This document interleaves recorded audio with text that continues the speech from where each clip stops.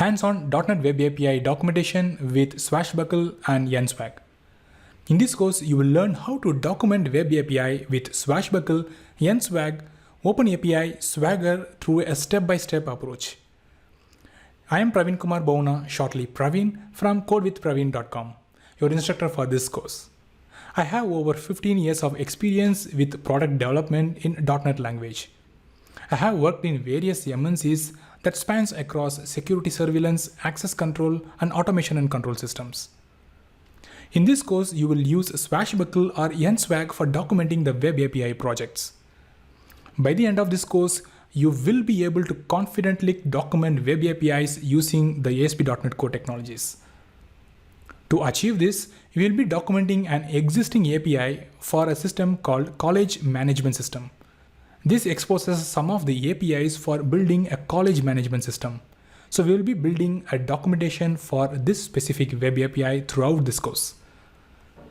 Some of the topics you learn in this course includes an overview of OpenAPI and Swagger, approaches for documenting the Web APIs, the usage of Swagger tools, followed by using Swashbuckle and NSwag to document the OpenAPIs, followed by using the Web API analyzers, and moreover, you will also automate using the Web API conventions. Finally, you will document the APIs for the multiple versions supported in a Web API project. As a prerequisite, I expect you to know a little bit about building Web APIs in ASP.NET Core. Also, it is good if you know the basics of OpenAPI or Swagger specification. In case you are interested to learn more about these two topics, then you can check out my relevant courses under my profile. Finally, I have designed this course for backend web developers as well as the software architects who wants to document the Web APIs using these Swashbuckle and NSwag. Creating OpenAPI using Swashbuckle. In this section, we will see how you can use one of the component, namely Swashbuckle, to create the OpenAPI specification documents for your Web API project. Here we are going to cover a series of steps. In the first lesson, we will look at an overview of Swashbuckle. Here we'll see what is Swashbuckle, what are the advantages of it, and why you need to use it in your Web API project. Next, we'll look at step 1, wherein you will see how to install Swashbuckle package to your Web API project.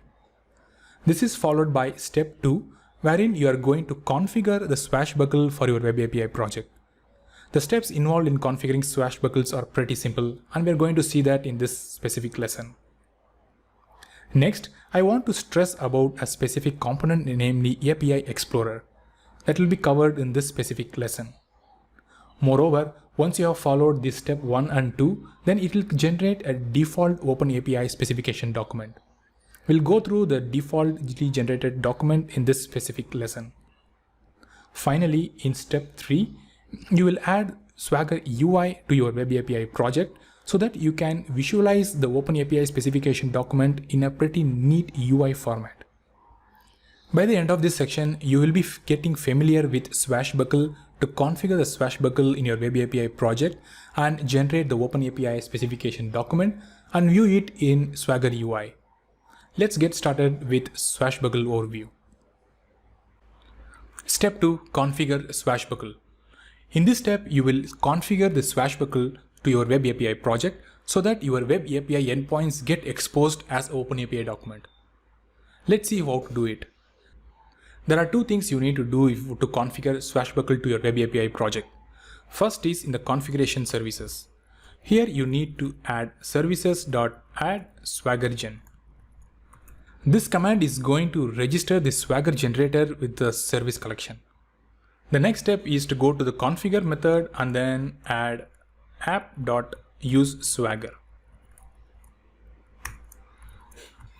This command adds Swagger to the request pipeline so that whenever a OpenAPI document request is made, then this specific middleware takes care of serving the document for you.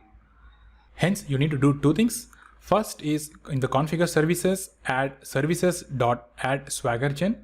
Next, go to the configure and then add app.useSwagger. Once you have completed these two, then you have completed configuration of Swashbuckle to your Web API project. Of course, there are multiple commands within use Swagger as well as in the add swaggergen, We are going to see it one after the other in the forthcoming lessons. For now, this is going to configure the basic OpenAPI document for your Web API project. Step 1. Install Swashbuckle. In this step, you will learn how to install Swashbuckle package to your Web API project. Here I have the Web API project, namely cms.webapi. In that we have startup.cs that contains the basic configurations. Let's go and add the Swashbuckle package to this. To install the package, you have got two options. One is to install it through the command lines. The second is to use the GUI option. Whenever you want to install any NuGet packages, I prefer to use one of the extension, namely NuGet Package Manager. This is a very simple package manager where it is going to use GUI to install the required packages. I just prefer the GUI option because it provides an intuitive way of installing it. Once you click on the add package, then you need to enter the package name. Let's enter it as Swashbuckle. Once you enter, then it's going to show you the list of all packages that starts or contains the word Swashbuckle. So here you can see there are many packages, namely aspnetcore, Swagger, SwaggerGen, UI, and so on. In fact, we are interested in installing swashbuckle.aspnetcore. This package internally contains the other three packages which is mentioned at the top, namely Swagger, SwaggerGen, and Swagger UI. Let me quickly introduce you to these three packages so that you know what is being done in the backend. The first package, namely swashbuckle.aspnetcore.swagger, is going to expose the Swagger functionality for your Web API project.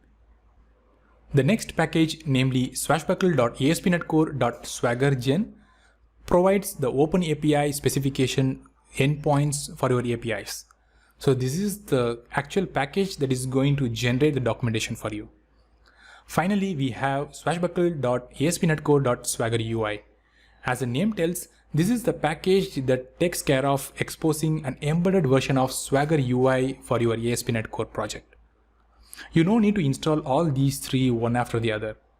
Instead, you can install the last option, namely swashbuckle.asp.NET Core, that internally packages all the other three packages. Hence, you just need to install this single package. As usual, you need to pick the most recent version. So I'm going to pick 614, that is recent as of now. Then I'm going to install it to cms.webapi project. Once you select this, then it's going to add that package to your specific project. You can see that it's getting added to your project at swashbuckle.asp.NET Core. To restore, you can click either restore option or you can manually trigger .NET restore. This is going to get prepared for this extension for your project. Once the restoration is completed, then you have completed the step 1 of installing Swashbuckle to your project. The next step will look at how you can configure this Swashbuckle so that it starts using your Web API controllers to expose the OpenAPI endpoints. Let's cover that in the next step. Step 3. Add Swagger UI. In the previous lesson, we looked at the default swagger.json document that was created using Swashbuckle. We looked at the different parts and different sections of this specification document. If you remember, during installing the Swashbuckle package, I mentioned about the Swagger UI component. Swagger UI component is used to visualize the JSON or the Swagger document in a pretty neat UI format. Let's see what we need to do to add the Swagger UI component to our current Web API project. Once done, then you can see the same API specification document in a lot better format. Let's check it out. Let me go to my source code. To add the Swagger UI, you need to go to the configure method, then use app.useSwaggerUI. This command is going to add the Swagger UI component to the request pipeline. Once this is done, whenever you request for the Swagger UI using a specific URL, then the Swagger UI command is going to provide the UI documentation for you. Once this is done, let's build the project and see what happens. Okay, I fast forward for a moment so that you can see only the results. So here we have the API specification document. Let me refresh it. Okay, all's good. To look at the Swagger UI, the default path is going to be swagger.index.html. So for this, I'm going to copy till swagger/index.html. Once you do this, then you can see the Swagger UI being loaded up here. Here we have the title, the URL of the OpenAPI documentation, the different versioning of the document names at the top, followed by the list of resources, courses, and the list of all endpoints that has been exposed here, /courses, course ID, /students. For each, you can expand and see the list of all details for each of these endpoints. We have the list of parameters, the responses like 200 status codes, along with the schema and the sample example values. Also, you can see at the end the schemas we have for the enums, the course DTOs, models, and so on. That's pretty slick and I love it. So you can use the Swagger UI command to view your OpenAPI specification document in a specific UI format provided by Swagger. Of course, we are going to see how we can tweak the OpenAPI document and hence the UI as well to fit to how you need it. Overview of Swashbuckle. In this lesson, we'll look at what Swashbuckle really is. What are the features provided by this Swashbuckle package? And what are the advantages of using it in your web API project? Let's look at the definition of Swashbuckle from the official site. Swashbuckle is an open source package for automatic generation of OpenAPI documents directly from web API controllers. This statement pretty much sums up all the features provided by Swashbuckle. There are some key terms that you need to concentrate in this definition. They are automatic generation of OpenAPI documents. So in short, Swashbuckle helps you to create the OpenAPI documents from your web API automatically. You just need to include a few set of lines and then this Swashbuckle is going to take care of generating the OpenAPI document for you. The second set of terms is directly from web API controllers, which means that once you have your API controllers with the corresponding action methods, if you have documented them properly with proper annotations and XML comments that we are going to see shortly, then Swashbuckle takes care of the heavy weight of using them to document the OpenAPI. Moreover, Swashbuckle is an open source project. It is maintained at GitHub at this specific location as mentioned in this screen. You can see this link and then look at the list of changes that have been made in this project. If you are interested, feel free to have a look at their GitHub page wherein you can see the list of versions rolled out by them, list of features provided by them over a period of time. Next, you might be wondering what are the main features of Swashbuckle? Why you need to use this compared to the other variants or other types of vendors available who provide OpenAPI documentation? There are critically two main points. The first is it provides Swagger tooling for you. As you will be seeing in the forthcoming lessons, one of the main features of Swashbuckle is that it has inbuilt support for Swagger tools. This also includes one of the tools, namely Swagger UI, where you can use it to view the UI documentation of your OpenAPI specification. The next main feature is the generation of API documentation. Of course, that is the main feature of Swashbuckle. So once you have all your APIs ready, then Swashbuckle takes care of generating this documentation for you. That is the whole purpose of this Swashbuckle package. There are many advantages of using Swashbuckle compared to other vendors. The first is it provides you with a live documentation. That's a great feature. It meaning that since it has an inbuilt Swagger UI, as and when you develop your web API with actions, you can see the live documentation being developed using the Swagger UI. This is a great feature of Swashbuckle. Next, we have the syncing with the code. Once you have your OpenAPI document created using Swashbuckle, further you are going to make any code changes, then your OpenAPI documentation gets automatically synced with your code. Finally, it requires minimal coding and maintenance. As you will be seeing by the end of this course, you really require only few lines of code to generate this documentation using Swashbuckle. In fact, you will be surprised that with just few lines of code, you are able to generate this entire OpenAPI specification document. That is pretty impressive. The next advantage is about the maintenance. Since it is maintained in GitHub and being an open source project, the maintenance is being offshored to that OpenAPI community, which means that you need not worry about the bug fixes or the enhancements required for Swashbuckle. It is taken care by a different set of community. So you can just concentrate on using this package in your webapi project and generate good set of OpenAPI specification documents. In the previous step, you had learned to configure Swashbuckle to your webapi project. Before I show you the OpenAPI specification document that was generated with the default settings, I want to quickly tell you about one of the important concepts, namely API Explorer. You need to know that API Explorer is the main component that handles exploration of the various API endpoints that has been exposed by your webapi project. It then exposes those to intermediate layers such as Swashbuckle, and then that takes care of exposing them and generates as an OpenAPI documentation. So just keep in mind about API Explorer. Next, another important point is if you are going to use add MVC command in the configuration services, then API Explorer will be automatically registered. This is part of the add MVC command itself. However, if you are going to use add MVC core for whatever reason, then you need to explicitly add using services.addmvccore.add_API Explorer. If you miss this command, then the API endpoints will not be exposed to the Swagger specifications. Hence, make sure that you add API Explorer command whether you are going to use add MVC core to your webapi project. Another important point to note is with respect to the routing. Remember that when you are using routing for the controller, there are two methods.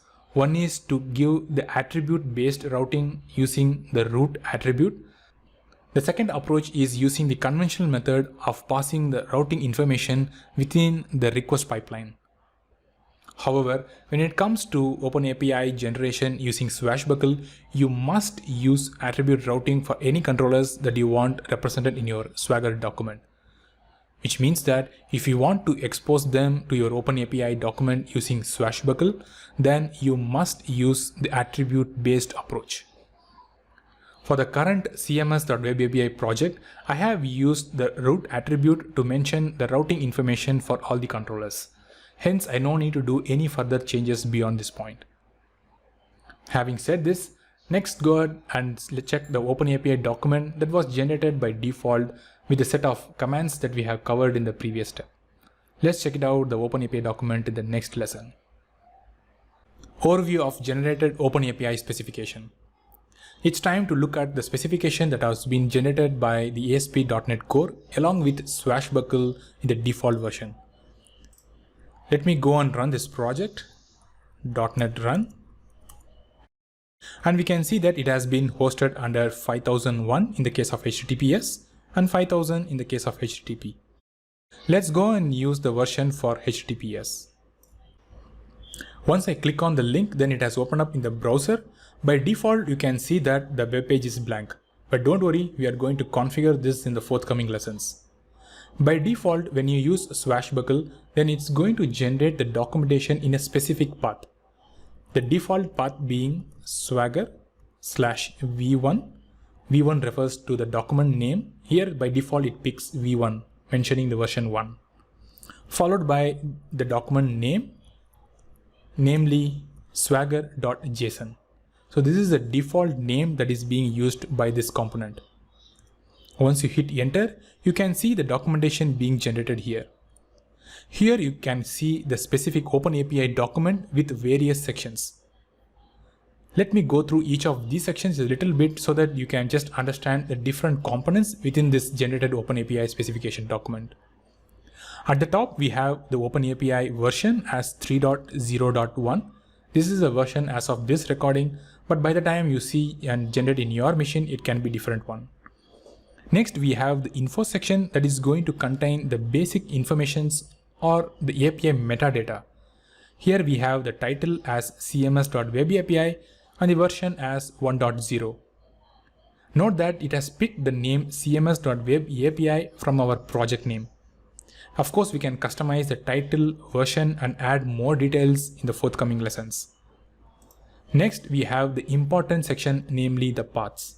This is going to contain the details or the endpoints of the APIs that has been implemented in the Web API. In our current cms.webapi project, we have exposed API endpoints for the courses resource. Hence, we have the main path as /courses. Within that, we have exposed get method, post. Also, we have exposed for individual course ID. So that is denoted as courses/course ID.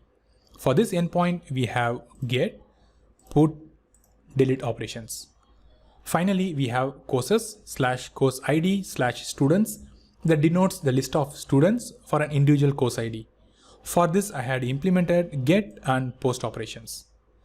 This shows all the endpoints that has been exposed in your default Web API project that you have been using for this course. Next, we have the component sections. As you might be knowing, component sections is going to contain some of the details or the types that is getting reused across this entire OpenAPI document. Here broadly we have schemas and various security schemes. Within the schemas, we have the course type enumeration and then followed by the course DTO, student DTO, and so on. If you want, you can go and see the raw information that is going to show only the JSON details. So this is the actual JSON information of the OpenAPI document that has been created. As you can see here, with just 2 lines of code and with one package, you are able to generate the OpenAPI specification for your Web API project. And what we are going to do from henceforth is we are going to customize this so that it includes more information for your end user. Let us summarize the key points that you had learned in this section, creating OpenAPI using Swashbuckle. In the first lesson, you had an overview of Swashbuckle. You learned that you can use Swashbuckle to create OpenAPI specification document from your existing Web API projects. Next, in step 1, you learned to install one of the NuGet package, namely Swashbuckle. You also learned that Swashbuckle.aspnetcore package is going to contain 3 other packages that handles exposing the OpenAPI or the Swagger specifications to the tools, as well as exposing the Swagger UI for the end users. In the next step, step 2, you learned how to configure Swashbuckle to your Web API project. You learned that you just need 2 lines of code. One is add Swagger gen, and second is use Swagger. Using these 2 commands, the Web API project is able to expose all its OpenAPI specifications and you can see them in a JSON file. Next, you learned about the API Explorer and the importance of it. API Explorer is the key component that is exposing all the API endpoints from your controllers to the specification documents. Also, you realize the importance of using the root attribute for your controllers so that they get exposed in the OpenAPI specification document. Next, you had an overview of the default generated OpenAPI specification doc for your current cms.webapi project. We went through the list of all sections such as the OpenAPI metadata, the courses sections, the paths, the schemas, and so on. Next, finally, we had step 3, wherein you added Swagger UI to the request pipeline using use Swagger UI command. Once done, you are able to view your OpenAPI specification document in a nice UI format. So far, this covers pretty much the basics of using the Swashbuckle. In the next section, we will continue our journey of using Swashbuckle to configure our OpenAPI specification settings so that the generated document has more details for the user. Adding documentation using Swashbuckle. In the previous section, we have seen how we can use Swashbuckle to install and configure and start generating the documentation. In this section, we'll take it in the next step and see how you can enhance your Web API to include additional details so that Swashbuckle can create an extensive documentation for you. First, let us look at the list of topics that we are going to cover in this section. First, in step 4, we will add the OpenAPI metadata. In this step, we will add additional information that denotes the OpenAPI information as such. Next, in step 5, you will enable documentation using XML commands. This is one of the approach wherein you can include additional details for your documentation using the standard XML comments available for controllers as well as action methods. Next, in step 6, you'll add the documentation using those XML comments that has been generated in the previous step. Then we move on to step 7, wherein you can add the data annotations for controllers as well as the model classes. These includes adding the attributes for some of the classes. Those information is going to get captured as part of the XML, which is then going to be available for the Swagger or the OpenAPI document, and finally to the Swagger UI. Finally, we'll look at how you can handle some of the compiler warnings that has been thrown to us when we enable these settings. Step 4. Add OpenAPI metadata. In this step, we will see how we can add metadata for the API that have been implemented in our webapi project. As we have seen in the previous lesson, the currently generated OpenAPI specification contains basic details for the info section. As you can see here, we have only the title and version. This is a bare minimum information provided by those various components that we have used before.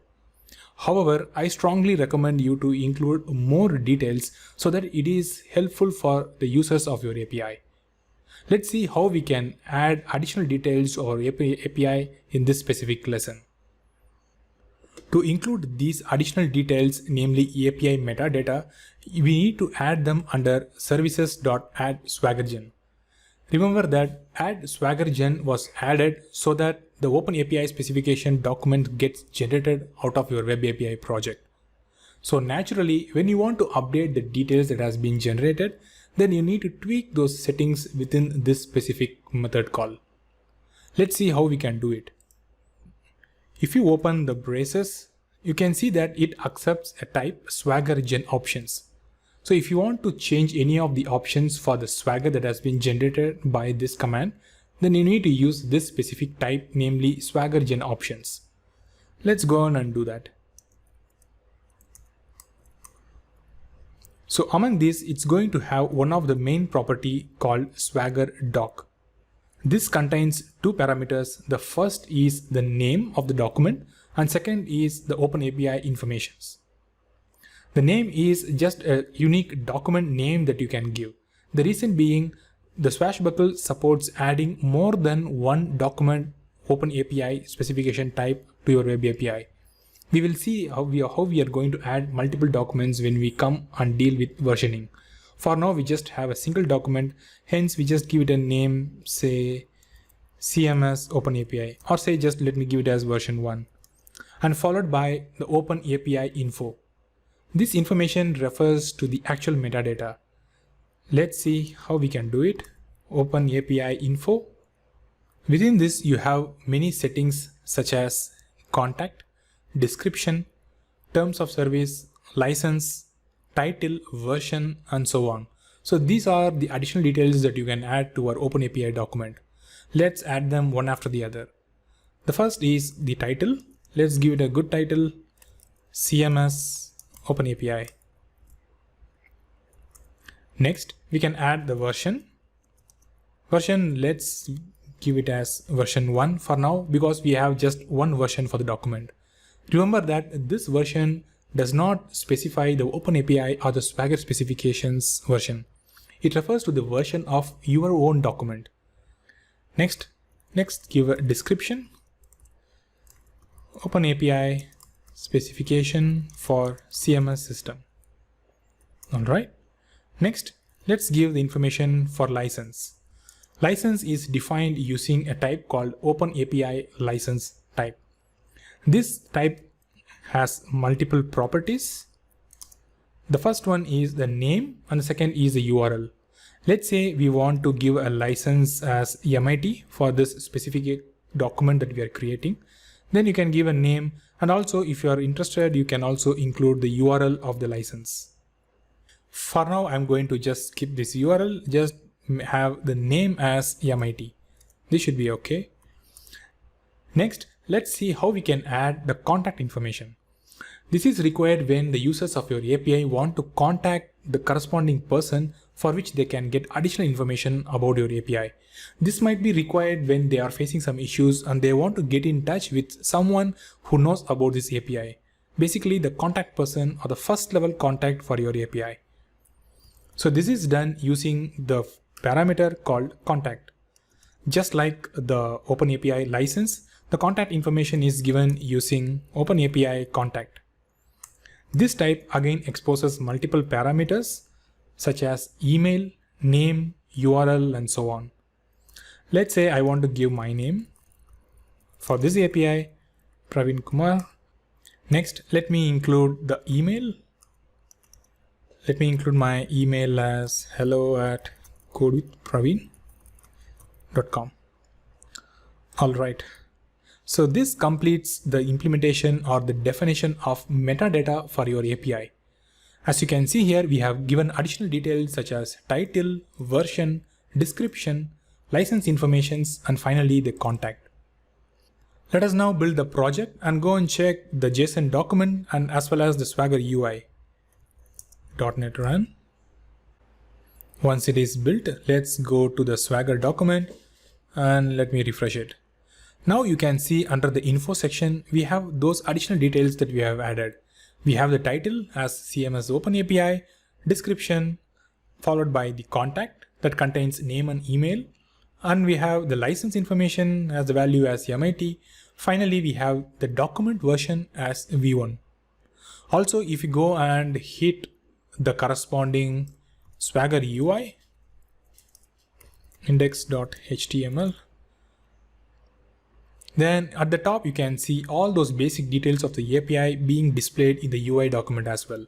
So we have the title followed by the description, the contact information. If you hover, you can see at the status bar it's showing the email, and we have the license information as MIT.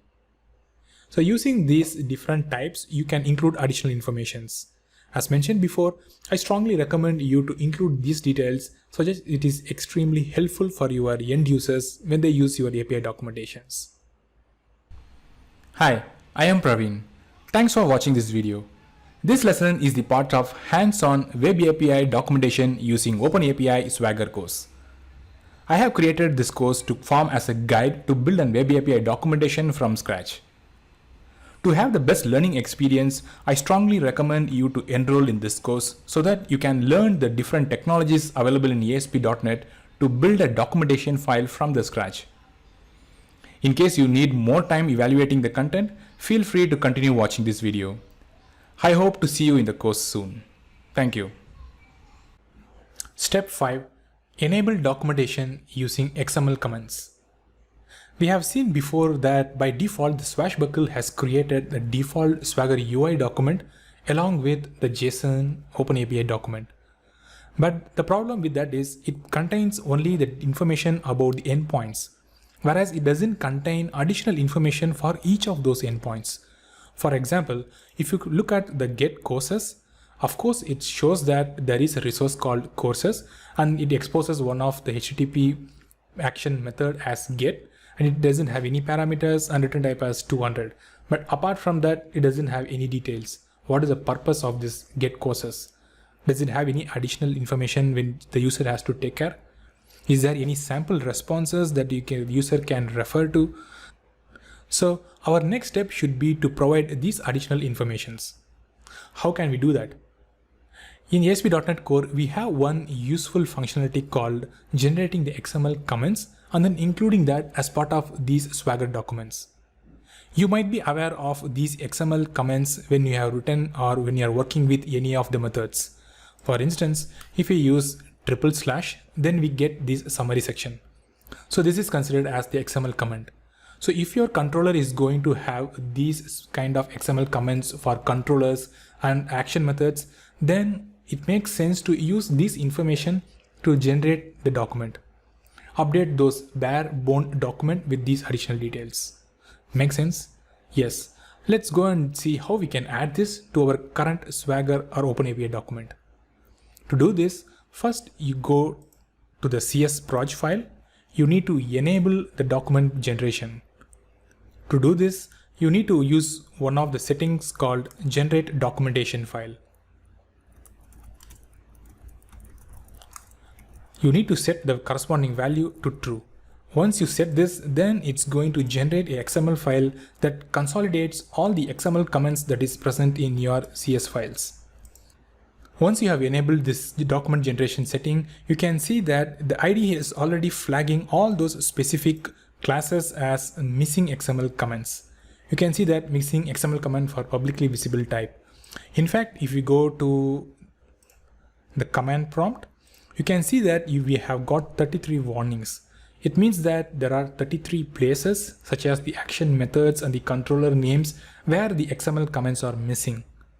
Of course, it's the best if you can include the comments for all of these things so that these gets included in your document. But for now, we want to suppress all these warnings so that we will include only for those actions that is important for us. To suppress these warnings, we use the name. Here it has CS1591. So using this number, we will suppress all those warnings that corresponds to this specific warning number. So to do this, you again go back over here and then include a setting called no warn, the number being 1591. Once you do this, then all those warnings that have been flagged for your cms.webapi projects will be removed. Once these compilation warnings has been resolved, next you can go to your terminal and then build the project. We are doing this so that I want to show you the XML file that gets generated by default. Let's see what are the values it contains by default in that sample XML file. Once it is built, if you expand yours, then you can see one of the file, namely cms.webapi.xml file. This file gets generated in your bin debug folder or whichever release configuration you are using. By default, it contains very minimal informations. It contains just the assembly name and some member details. That includes the startup because we started with a summary tag for that. So if you want to include additional details, we need to provide them for each of those actions and controllers. Let's do that in the next step. Step 6. Add documentation using XML comments. In the previous step, you had seen how to enable generation of the XML file that captures all the XML comments that has been entered in your Web API project. In this step, we will see how we can use or include these documentation details using this XML file. First, we need to include this XML file to the Swagger document. So for that, you need to go to the startup.cs. We have the Swagger doc where we are mentioning the OpenAPI metadata informations. So similar to that, we need to pass additional details such as include XML comments. This is going to accept one of the parameter as the XML file. So let's say XML path. So this path should specify the XML file for the document that should be used to generate this OpenAPI document. Notice that the XML file location was deep inside the bin folder. So we have one over here. So this path should be mentioned in a generic fashion. So for this, let's use XML path equals, let me use path.combine so that the paths gets added properly. So the path should be defined in system.io, path.combine. We need the base directory. So for this, you can use system.appcontext.base directory. For this, we need to mention the XML file. Our XML file name is cms.webapi.xml. So once this is done, we have read the XML path from a proper location, and then we are passing this and then to informing the Swagger gen to include these informations. Once done, this XML file will get used. Let's go and add some of the comments. So for this, I'm going to go to the courses controller.cs where we have all the actions defined. Let me pick the most simple method, get courses.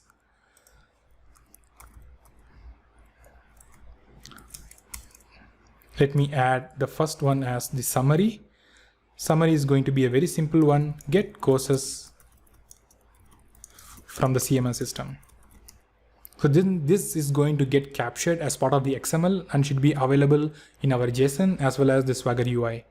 Before we run and see it, let me add some additional details similar to where you can add summary that is going to give you a quick information. If you have more details, then you can consider adding remarks. You can use these remarks sections if you want to give a more descriptive explanation for it. For instance, the best practices for using this API or the specific endpoint or the sample responses and so on. Let me give a very generic remarks. This API should be used to fetch all courses from the system. Okay, so it's similar to where you have summary and remarks. There are many other tags available. You can include as much information as possible, or also at the same time you feel is relevant for the current context. For example, we have one more of the type as returns. Here you can mention what is the return type that is being sent from this getCourses method. Another detail that you can add that is extremely helpful for your API users is about the response codes. Any API is going to return a specific status codes. For instance, in the case of this getCourses method, in the case of successful, it is going to return 200. Okay, it's a successful return. In the case of any exceptions, it is going to return status code 500 represents internal server error. It is good that you document these errors so that the users, when they see at this specific API endpoint, they'll be prepared from their implementation to catch these response codes. To include these responses, you need to use the tag response. Here we have two parameters, code equals which code, say for example 200, and here you can provide the summary of this successful execution or successfully executed.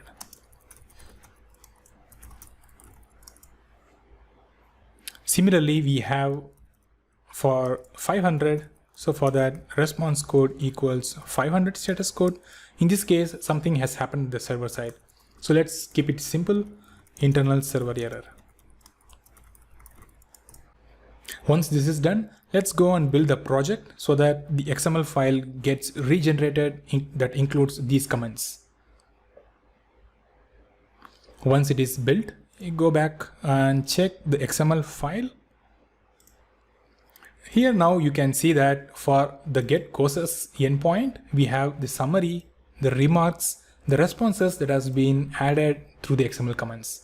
So these have everything been consolidated to the single XML file. Now, since this XML file has been added to the Swagger doc, these should be available as part of the OpenAPI document that you have generated. Let's go and check it out. So for this, I'm going to run the project. Once the project is executed, let's first check the documentation. Okay, so here we have courses, getCourses from the CMS system. That's the summary that we had given. Also, you look at the description. This API should be used to fetch all courses from the system. This was entered using the remarks element. Also, you can see the responses. For 200, we have successfully executed, and for 500, we have internal server errors. Now our document is getting better and better. Let's see what happens in the case of Swagger UI. If I refresh and go to the courses, getCourses method, you can see the summary as getCourses, the description which you have entered using the remarks, and then we have for the 200 successfully executed, for 500 we have internal server error. In this manner, you can use these XML comments to include these additional details. So what you should ideally do is you should go back and include these kinds of XML comments using the appropriate elements for all of your main action methods. Once you have done this, then your document is going to contain a good amount of information that is going to be extremely helpful for your users. Step 7. Add data annotations. So far in the previous couple of lessons, we have seen how we can enable XML comments and then use them to generate the Swagger documents. In this step, we will take it one step further and add them using data annotations. If you go back to the specific data models that we have, just like the way you have added the comments for the controllers and the action methods, you can add these XML comments for the models as well. So in this case, we have two models, namely course and student DTO. Let's see how we can add these comments to it so that our API documentation looks a lot better. Just the way we had used summary for the class, you can also use the same for the model because it's the same class. Let's give the summary as course type, simply course type. And then you can also include similarly for each of the individual properties as well. For instance, you want to mention that course ID is the unique ID for the system. Then you can include this detail in the summary tag. Similarly, let's say we have the course duration. You want to be explicit and mention that this duration is in years. So you want to say duration in years. So this way you have included additional comments for these set of properties. Moreover, you can add additional details using attributes. For instance, if you look at the course duration property, we have added a couple of attributes, namely required and range. So these are the attributes that has been applied to this specific property of the model. When these attributes are used, then the information about them is also going to get captured in the XML file. That is good for us, right? So in order to include these attributes, you should include one of the namespace, namely system.componentModel.data annotations. This is already added to this file. The reason being, when we had developed this web API project, that time I had included this. In case you are going to add these attributes for your model for the first time, then you need to include this namespace. As you can see here, we have applied this attribute at 2 to 3 different properties. Course name is mandatory. The maximum length is only 50 characters. Similarly, we talked about the duration, and we have the course type also to be as the mandatory parameter. Let's go and generate the document file and see what happens in this case. Let's stop it and then build the project again. Once the application has been built and executed, if you now go back to your Swagger document and then look for the model course DTO, it should be within the components section. We have the components section, schemas, under that course DTO type. Here you can see the different properties required. Under that we have course duration, name and type. So this information is coming from those data annotations we just added. Okay, similar to that, we have additional details like the description that we added to the course ID, unique ID of the system, and the description for the duration as well. Similar to the way we have added for the models, you can also add these for the action methods as well. Let's go and add one of the attributes to the data model. Okay, here we have our corresponding action method for the get courses. Previously, we had used the response element to capture the list of all responses that can be returned from this action method. There is another approach to this. You can use the attribute, namely produces response type, to capture these details. Let's go ahead and use one of such attribute to capture this detail. Produces response type. This is going to accept the status code that is being returned from this action method. In our case, we are going to return 200. So this completes the defining the response type 200, similar to the way we have included using XML comments. In fact, there is another way. Instead of hard coding the value as 200, you can also consider to use the corresponding enums. Status codes dot status 200 OK. So similarly, we have status 500 internal server error. So these two is going to capture the same details as this. So let's remove this for now and then go and build the project. And let's check it out, all the annotations which we have added for the model as well as the action methods. Once it is built, go back to the documentation and then refresh the Swagger UI. If you go back to the get courses method, we have the path courses get. Within we have with the courses. For that, you can see the responses as 200, the description as success. And we have for the 500, we have the description as server error. Notice that this comes from the default value that is provided by the framework. Once these XML comments has been added extensively for all the possible types, such as the action methods, models, their responses, and so on, let's go and fix one of the plays that we have seen before. We had commented out, or in fact suppressed, all the warnings using no1 1591. This was done so that we can suppress all the compiler warnings that had thrown to us when we built the project. Now, having known how we can include these comments, let's see how we can handle these compilation errors in the next lesson. Handling compiler warnings. Before, in one of the lesson, we had suppressed all the warnings that was thrown to us using this specific line, no1 1591. This command basically suppressed all the warnings that was thrown to us. Let's remove it. Then it's going to throw us all those warnings again, and this time we will see some of the approaches you can take so that you can handle those warnings in a proper way. Now we have all those warnings back. We have 29 warnings, missing XML command for add course, get course, update course, and so on. What is the first approach? First approach is, of course, to include these comments.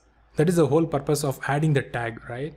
So for instance, if we go to the add course, the best way to suppress this warning is to include that comment. Include the summary comment so that it gets used during the XML generation and the documentation. Add course to the system. This is good, right? Because we have added one course to the system and you can see the number of warnings has reduced. We intentionally added this generate documentation file setting so that the XML gets generated. The XML file can be generated only if it contains good information. So the warning is good. So we have handled that warning by adding these details. Similarly, you can do so for all those action methods, whichever you feel is relevant. This is one way. The second way is to suppress the warnings at the file level. You might be thinking why this might be required. For instance, if you go to the startup.cs, you can see that it contains 4 warnings. The reason being, this generate document file is applicable for all the classes and all the publicly visible methods. Hence, it is showing the warnings for startup.cs files, classes, and methods as well. But naturally, we don't require this for our documentation file. So what we can do is, you can just suppress these warnings for this file alone. To do this, you can use hash pragmas. So for instance, you can go and define hash pragma warning disable, and the warning which you want to disable is CS1591. So once you do this, then this is going to start disabling, or it does not apply these settings until you go and restore it. Let's say I'll restore it at the end of it. So once you have done this, then it's going to remove all the warnings present in this file. You can see that at the top, startup.cs, no warnings has been shown for this. So this is the second approach. Using this approach, you use hash pragma to define and then restore it so that it does not apply it to this specific file. And of course, we have the final approach of disabling it at the entire assembly level, that which you already seen. This is using the no warn element. Using this, we have suppressed the warnings for the entire file. So these are the 3 different ways of handling these compilation warnings that is being thrown to us when you enable generate documentation file. Let us summarize the key points that you had learned in this section, adding documentation using Swashbuckle. First, in step 4, you had learned how OpenAPI metadata is crucial for the documentation. You learned to include add swagger gen option. Within that, you had used swagger doc property to set the metadata about the API. Next, in step 5, you had enabled the documentation using XML comments. For this, you had included one of the settings called generate documentation file in the csproj file. Once you have done this, then the compiler starts showing the warning for all the actions and controllers which doesn't have these XML comments. Next, in step 6, you had learned to add those documentation using these XML comments. For all those warnings, you started adding them one after the other using various XML elements such as remarks, response, and so on. Moreover, in step 7, you learned how to use the data annotations to add additional documentations. You learned to use attributes such as produces response type against action methods, also for models such as required, range, and so on. Finally, you had looked at how to handle the compilation warnings that is being presented to you. You looked at the 3 different approaches such as disabling at the assembly level, then at the individual class level using #pragma, and finally at the individual action level by implementing those corresponding XML commands. So far in this section and the previous section, you had seen using the Swashbuckle package. Swashbuckle is one of the popular way to include documentation for web API projects in ASP.NET Core. However, there is another approach. You can use another module, namely NSwag. NSwag is another famous component that is getting attention in the recent past that can be used almost similar like Swashbuckle to add the documentation for your ASP.NET Core Web API projects.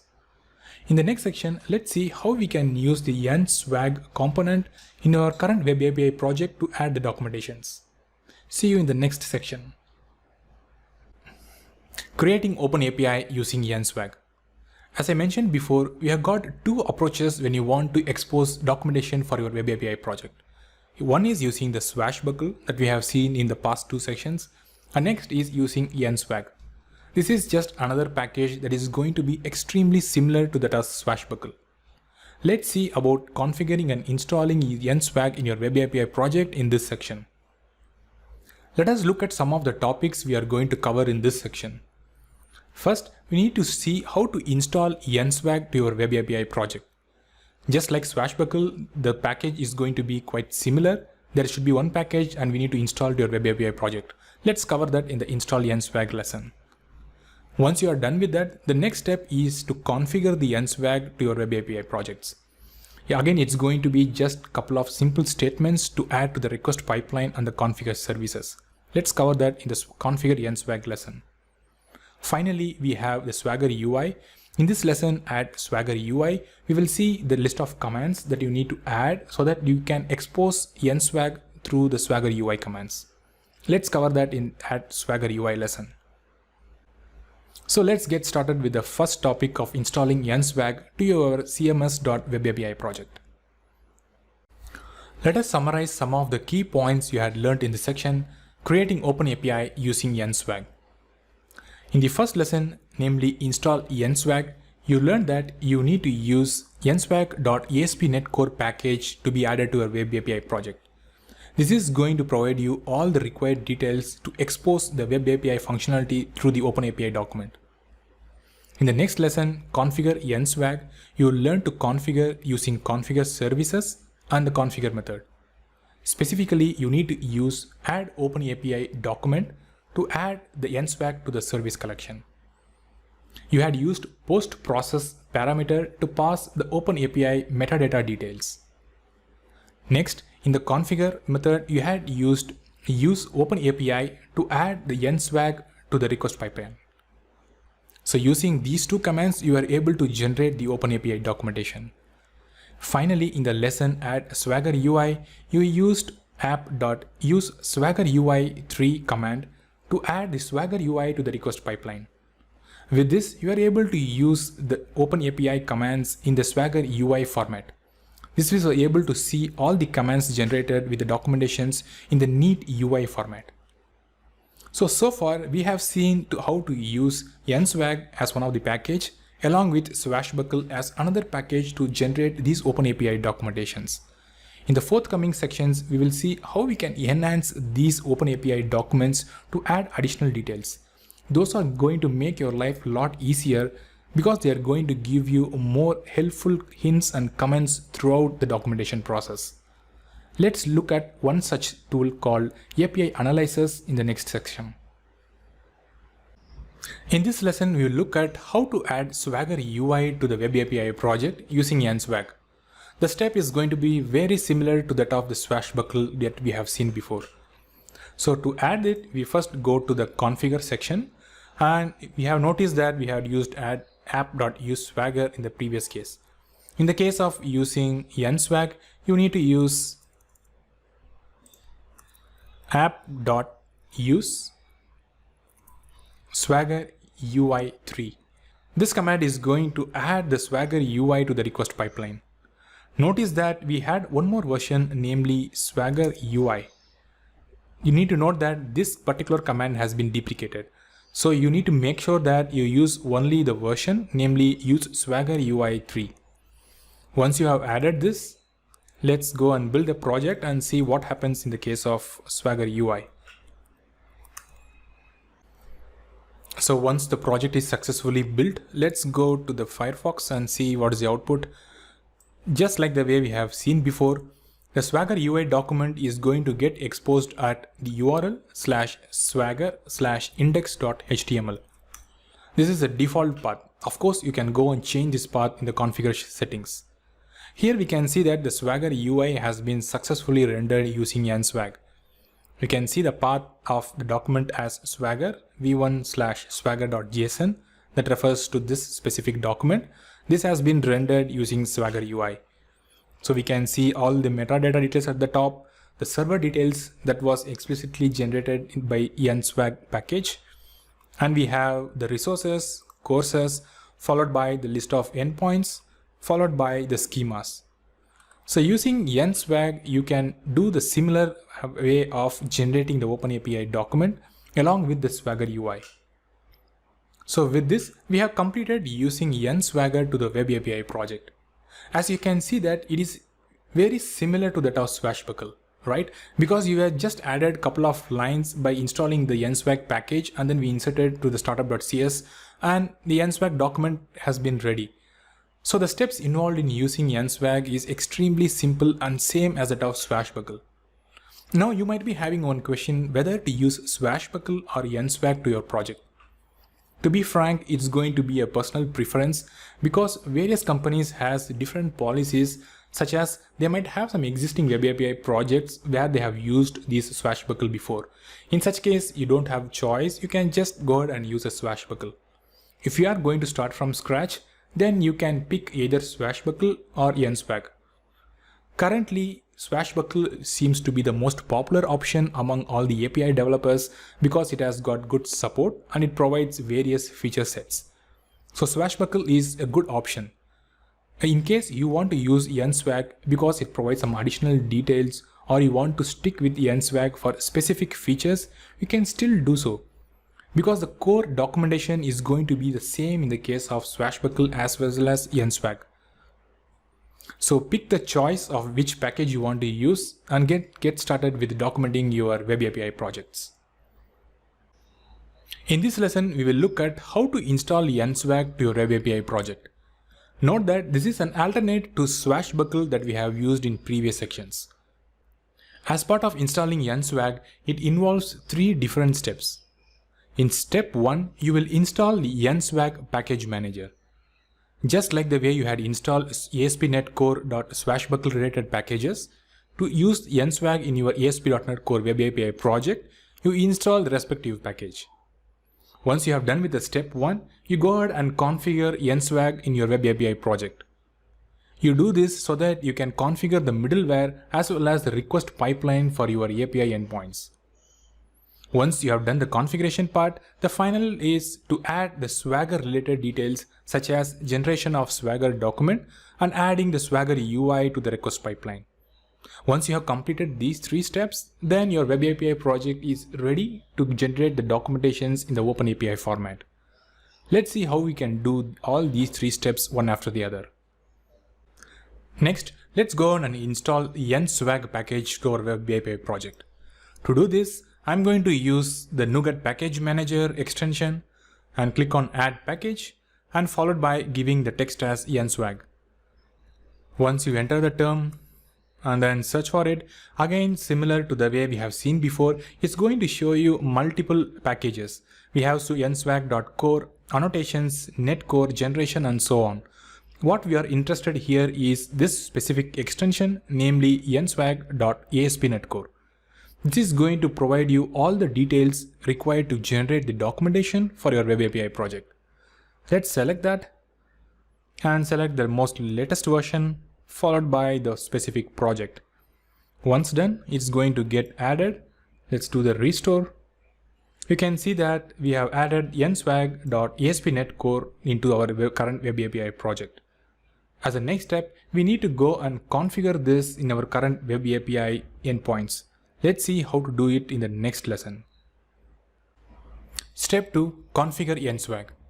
In this step, let's go ahead and configure the NSwag that was installed to our Web API project. Before going further, I would like to stress about one specific point. Here we get the warning that there is an ambiguous between the usage of aspnetcore, the usage of useSwagger. The reason being we have both Swashbuckle as well as NSwag added to our project. So this creates an ambiguity. So I have made this because I want to show you how to use NSwag at the same time Swashbuckle as well. But in the real-time world, you are going to use either Swashbuckle or NSwag. So for now, for this demo, what I'm going to do is I will just comment out the part which is related to Swashbuckle so that you can see it as a reference when you are seeing this code. So to do this, first I'm going to the CS project. We have added the package reference of Swashbuckle ASP.NET Core. Let's comment it out and then go back to startup.cs. Here we have added it using add swagger gen. So let's go and comment that part as well. And then we go to the configure method and then comment out the couple of lines that we added to request pipeline additions. So once we have done this, then it should be good. Okay, looks like we missed it. Let's comment out these parts as well. Okay, so this should be good enough. So then check the warnings. So we don't have any warnings. So later, if you want to use a Swashbuckle, then you can uncomment out those lines. Of course, at that point, you need to comment NSwag. This is just for understanding the usage of both these packages. Now having removed the Swashbuckle related code, let's go and configure NSwag in this application. So first step we have already done. We have installed the package nswag.aspnetcore.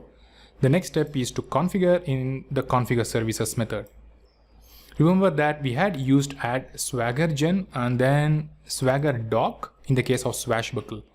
In the case of NSwag, it's going to be very similar. The only difference is the corresponding function name or the parameter that is being used in case of NSwag. Otherwise, the functionality remains the same. Like you are going to pass the same set of titles, versions, descriptions, and so on. Let's do that one after the other.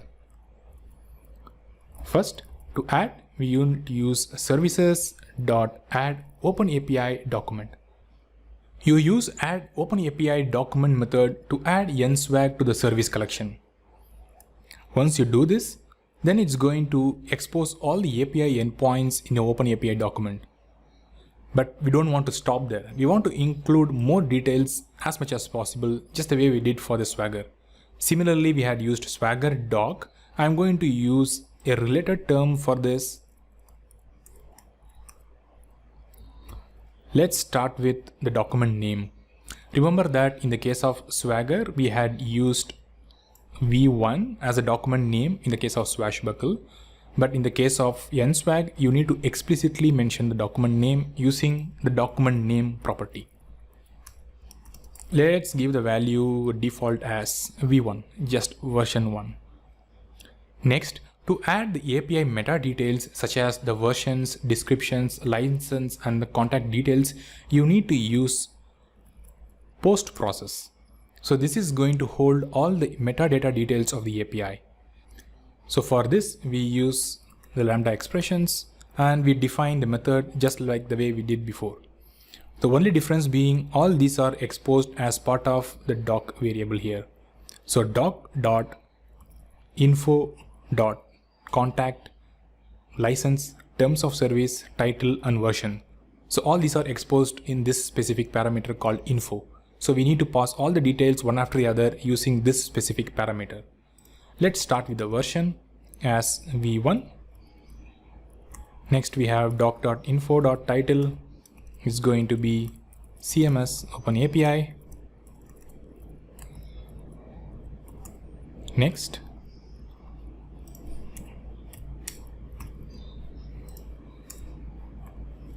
let's enter the description for this info.description. Let's copy it from the previous one, OpenAPI specification for CMS. Okay. Next, let's add the license informations. doc.info.license equals new. You can see that in the case of NSwag, it is from the namespace nswag.openapi license. Let's do this. Here we are going to pass just the name for now. We'll keep it as MIT.